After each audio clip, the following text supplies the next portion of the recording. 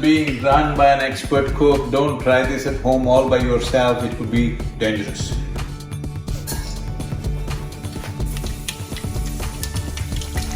These are not crackers for Diwali, this is just Indian cooking.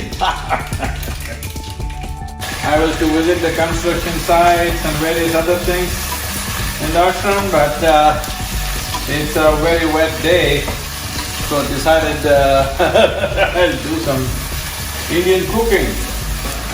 Looking at the quantity, don't think I'm going to eat all this. Having a few guests at home today. It's a rainy day, so all we can do is eat and talk. So I thought I'll treat them, surprise them a bit with some amount of cooking.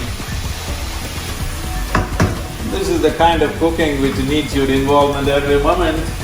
It's not something that you can set it up and forget about it. That is why it has the power to enslave you through your tongue. Well, once they eat my cooking, they will be in love with me for sure. Well, this is my own unique masala. Sorry, I can't give you the taste through the video. Here we are, making some nice paratha, really. In South India we call it chapati, but actually it's a paratha. So, though there was food in the ashram, I decided to learn cooking. I had never really entered kitchen and learned anything before that.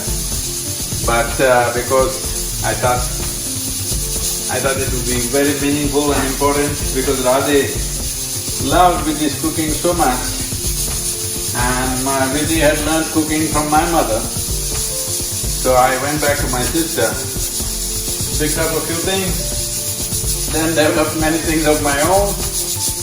Well, now, at least many years ago, a few years ago rather, I got certified by my daughter that I'm the best cook in the world. So not bad, almost like a moon, full moon, huh?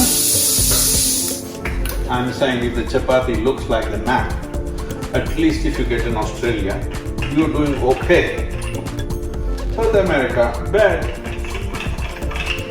But if you get Indonesia, ooh.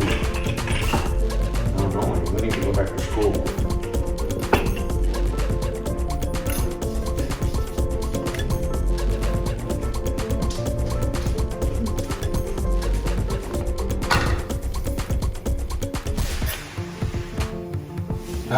See my paratha is puffing up like a puri,